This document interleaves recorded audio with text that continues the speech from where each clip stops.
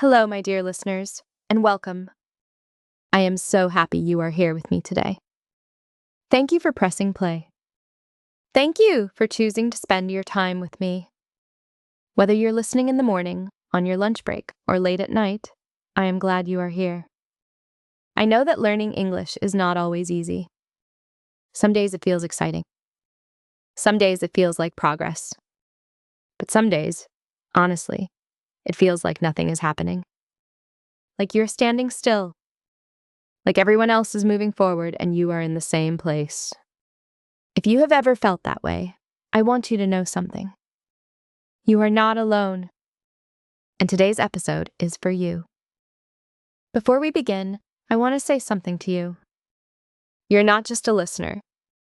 You are part of a community of people from all around the world, from Brazil and Nigeria, from Poland and India, from Egypt and Japan, all doing the same thing. All learning English. All trying. All showing up, even on the hard days. And showing up, that is everything. So thank you. Thank you for not giving up. I see your effort, and I am proud of you. I want to tell you something before we start today's topic. Every single person listening to this right now has already done something brave. They chose to learn a language that is not their mother tongue. That is not easy. That takes courage. That takes patience.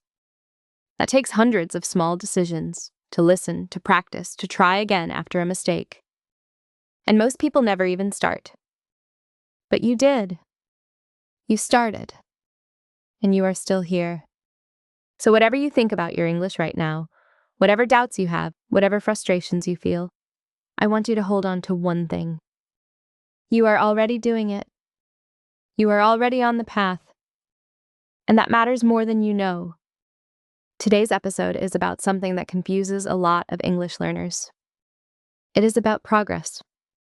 Not the progress you can see. Not the progress you can measure. I am talking about the progress that is happening quietly, the kind you cannot feel, the kind you cannot count, the kind that is real but invisible. Let me explain what I mean. When you go to the gym and lift weights, your muscles do not grow during the exercise. They grow after. They grow quietly, while you sleep, while you rest, while you do other things. You cannot see the muscle growing. You cannot feel it happening. But it is happening. And then one day, maybe after 3 weeks, maybe after a month, you look in the mirror and something is different. Your English learning works the same way. Every time you listen to English, your brain is building something. New connections, new patterns, new pathways between words and sounds and meanings.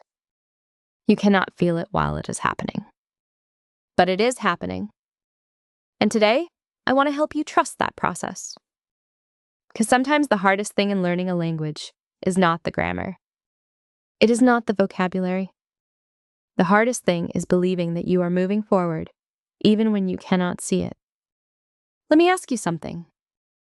Have you ever studied English for a week, listening, reading, practicing, and then felt like nothing changed? Most learners have had that feeling. You put in the time, you did the work, and at the end, you still felt stuck. And here's the strange thing. That feeling of being stuck, it is often a lie. Think about a plant. You put a seed in the ground. You water it every day. Day 1, nothing. Day 3, nothing. Day 7, still nothing. But something is happening underground. The roots are growing. The seed is opening. The plant is preparing. And then, on day 12 or day 15, a tiny green leaf appears. And it feels like it came from nowhere. But it did not come from nowhere. It came from every drop of water, every day of quiet work, every moment of patience. Your English learning is like that plant. The roots are growing even when you cannot see them. There's another reason why progress feels invisible. Our brains are very good at noticing what is wrong. They are very bad at noticing what is better. This is not a weakness. It is how the brain protects us.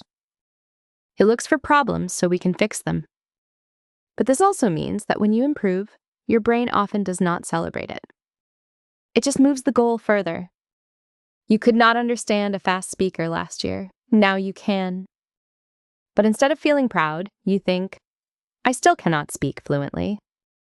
Your brain moved the finish line, and now the distance looks the same as before. But you are not in the same place. You are much further ahead. There's a word in psychology. The word is adaptation. Adaptation means that when something changes slowly, we stop noticing it. Think about the temperature in your house. If someone slowly makes the room 1 degree warmer every hour, you probably will not notice. But if someone opens the door to a hot day outside, you feel it immediately. We notice sudden changes. We do not notice slow ones. This is why your English feels the same today as it did 6 months ago. Because the change was slow. Because it happened gradually, quietly, one word at a time. But slow does not mean small. A river can carve through stone. Not because it is strong, but because it never stops. I want you to think about something for a moment. Think about your English from 2 years ago. Can you remember a conversation you had in English or tried to have 2 years ago? Can you remember how difficult it felt? How many words you were missing? How long it took you to build a simple sentence? Now think about today. Today you are listening to this episode. You are understanding most of what I am saying. You are following ideas, stories, and explanations in English. 2 years ago, could you do this? I do not think so. Something changed. You changed. Your brain built something quietly day by day. And you almost missed it. Do not miss it today. I want to tell you about someone. Her name is Priya. She's 34 years old and she lives in Bangalore, in India. Priya started learning English seriously at the age of 29. She had a good job in a software company, but most of the meetings were in English. And every time there was a meeting, Priya stayed quiet. She understood the words, she knew the answers, but she did not speak. She was afraid. Afraid of making a mistake. Afraid that her English was not good enough. Afraid that people would think she was less intelligent because her English was not perfect. So she stayed quiet, and she listened, and she felt invisible. For 2 years, Priya practiced English at home. She listened to podcasts on the way to work. She read articles in English during her lunch break. She watched English TV shows with subtitles, and then again without subtitles. She worked hard, but in the meetings, she was still quiet. And after 2 years, she started to feel hopeless. She thought, maybe this is just who I am. Maybe I will always be the person who does not speak in meetings. Maybe my English will never be good enough. One morning, there was a technical problem at her company. A very urgent problem. Her manager was stressed. The team was confused. Nobody knew what to do. And Priya knew the answer. She knew exactly what was wrong and how to fix it. And this time, she did not think about her grammar. She did not think about her accent. She did not think about what people would think. She just opened her mouth and explained, clearly, simply in English. And everyone listened. And the problem was fixed. And after the meeting, her manager came to her and said, Priya, why don't you speak more often? That was excellent. Priya told me later. I did not suddenly become fluent that day. My English did not change overnight, but in that moment, I trusted what I had built. I trusted 2 years of quiet work. The progress was always there. She just needed one moment to see it. Your progress is there too. It is waiting for a moment like Priya's. There is something that hurts progress more than anything else. More than bad grammar. More than a limited vocabulary. More than speaking with an accent. And that thing is comparison. When you compare your English to someone else's English, you always lose. Not because you are worse, but because you are comparing the wrong things. You're comparing their outside to your inside. You hear their English, polished, confident, smooth. You do not hear all the years of mistakes they made. You do not see all the times they did not understand. You do not know about the embarrassing moments, the wrong words, the conversations that went badly. You only see the result, and you compare that result to your right now. And of course, it feels unfair. It is unfair, because it is not a real comparison. Think about a tree. You see a tall tree in a park. Its branches are wide. Its leaves are green and full. You think, I want to be like that tree. But you are a seed. Or maybe you are a young tree with thin branches and small leaves. You cannot be a tall tree today. But you are also not the same as a seed. You are somewhere in the middle. And the tall tree was a seed too once. It was a young tree with thin branches once. It just had more time. The only comparison that helps you is this one. Compare yourself to who you were 6 months ago. Compare yourself to who you were 1 year ago. That is a fair comparison. That is a comparison that shows real progress. And I think if you do that honestly, if you really think about your English 1 year ago, you will surprise yourself. Let me tell you about Carlos. Carlos is 41 years old, and he lives in São Paulo, in Brazil. He started learning English at school when he was a teenager. Like many learners, he studied grammar rules. He memorized vocabulary lists. He passed his English exams. But he could not hold a conversation. In his 20s, he forgot most of his English because he never used it. In his 30s, he started again from almost zero. Carlos practiced English for 3 years. He listened every day during his commute. He spoke to himself in English while he cooked dinner. He tried to write simple messages in English. Slowly, something was building. But Carlos did not feel it. He felt like he was still at the beginning. He compared himself to a colleague at work who had lived in London for a year. His colleague's English sounded natural and fast and easy. Carlos felt far behind.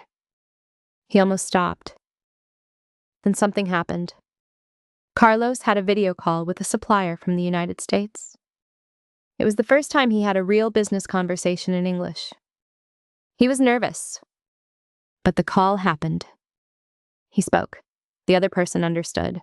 They solved the problem together. After the call, Carlos sat at his desk for a long time. He was not thinking about the words he got wrong. He was thinking about the words that came out right. And there were many, more than he expected.